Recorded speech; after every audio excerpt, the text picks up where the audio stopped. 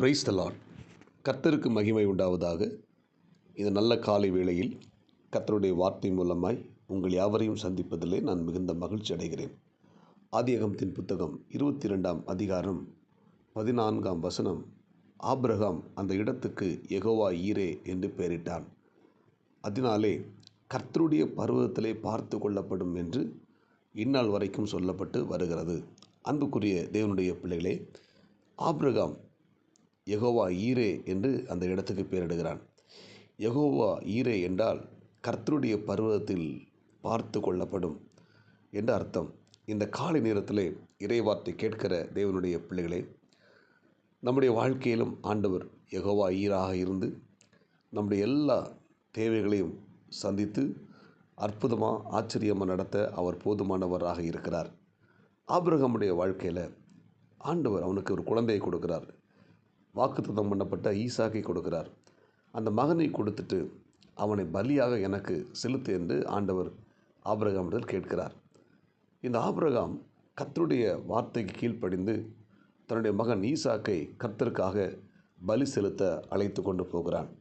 அது 22ஆம் அதிகாரம் 3ஆம் வசனத்தை வாசித்து பார்த்தீங்கன்னா, தேவன் தனக்கு குறித்த இடத்துக்கு தன்னுடைய மகனை அழைத்து கொண்டு செல்கிறான். ஆண்டவர் ஆபிரகாமிடத்தில் அவன் மகனை பலி செலுத்துவதற்காக மோரியா தேசத்து மலைகளில் ஒரு மலையை தேவன் குறித்து கொண்டார். அந்த இடத்தில் வந்து நீ பலி செலுத்த வேண்டும் என்று சொன்னார். இந்த ஆபிரகாம் தேவன் குறித்த அந்த மலைக்கு கரெக்டாக போயிட்டான். ஏன்னா தேவன் அந்த மலையில், தேவன் குறித்த மலையில் அங்கே ஏற்கனவே ஒரு ஆட்டை சிக்க வைத்திருந்தார். கொம்புள்ள ஆட்டை அங்கே சிக்க வைத்திருந்தார். தேவன் குறித்த இடத்துக்கு இந்த ஆபிரகாம் சரியாக போனனால தான் தன்னுடைய மகனை பலி செலுத்துவதற்கு ஆண்டவர் தடை செய்து அங்கே சிக்க வைத்திருந்த அந்த ஆட்டை பலி செலுத்துவதற்கு சொன்னார்.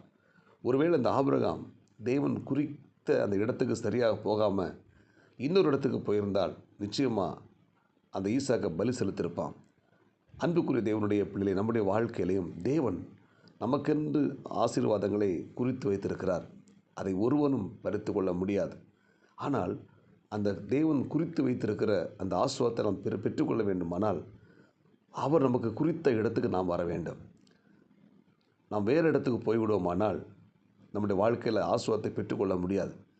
இன்றைக்கி பார்த்திங்கன்னா பிசாசு என்ன செய்கிறான்னா, தேவனுடைய பிள்ளைகளை திசை மாற்றி விடுகிறான். தேவன் குறித்த இடத்துல வந்து கர்த்தரை ஆராதிக்க விடாமல் பல திசைகளுக்கு திருப்பி விடுகிறான். எனவே பெரும்பான்மையான தேவனுடைய ஜனங்கள் பார்த்திங்கன்னா தேவன் காட்டுற இடத்துல போகாமல், தேவன் குறிக்கிற இடத்துக்கு போகாமல், தங்களுடைய எண்ணங்கள் வழி நடத்துகிற, தங்களுடைய இருதயத்தின் விருப்பங்கள் நடத்துகிற இடத்துல போய் என்ன செஞ்சுறாங்க, தேவனை ஆராதனை செய்து விடுகிறார்கள். எனவே தெய்வ ஆசீர்வாதத்தை பெற்றுக்கொள்ள முடியாமல் இருக்கிறாங்க. நீங்களும் நானும் இறைவார்த்தை கேட்கிற தேவனுடைய பிள்ளை, நாம் தேவன் குறித்த இடத்துல போய் நம்ம என்ன சொன்னால் கர்த்தரை ஆராதிக்கணும். அங்கே தான் கர்த்தரை ஆஸ்வதிக்க முடியும். அல்லேலூயா. இறைவார்த்தை கேட்கிற தேவனுடைய பிள்ளை, நாம் ஒவ்வொருத்தரும் தேவன் நமக்கு குறித்த இடத்துல நாம் போய் கர்த்தரை ஆராதிக்க வேண்டும். இன்னைக்கு பார்த்திங்கன்னா பெரும்பான்மையான ஜனங்கள் தங்களுடைய இருதயத்துக்கு ஏற்ற சிந்தனைகளுக்கு ஏற்ற இடத்துல போய் கர்த்தரை ஆராதிக்கிறாங்க. கண்ட இடத்துல போய் பலி செலுத்தக்கூடாது. தேவன் நம்ம எந்த இடத்துல கொண்டு போயிருக்கிறார், எந்த இடத்துல போய் நாம் கர்த்தரை ஆராதிக்க வேண்டும் என்பதை நாம் புரிந்து கொள்ள வேண்டும். தேவன் நம்மை சரியாக வழி நடத்துவார். அல்லேலூயா. எனவே இந்த இறைவார்த்தை கேட்கிற தேவனுடைய பிள்ளை, யெகோவா ஈரே, நம்முடைய தேவையெல்லாம் அவர் பார்த்து கொள்ள வேண்டுமானால் தேவன் குறித்த இடத்துல போய் நம்ம என்ன செய்யணும், கர்த்தரை ஆராதிக்கணும். நம்ம இன்றைக்கி இந்த இறைவார்த்தை கேட்கிற தேவனுடைய பிள்ளைகளே, தேவன் குறித்த இடத்துக்கு நாம் போயிருக்கிறோம், போய் கர்த்தரை ஆராதிக்கிறோமா, இல்லைன்னா நம்ம கண்ட இடங்களில் போய் கர்த்தரை ஆராதிக்கிறோமா என்பதை புரிந்து கொள்ளணும்.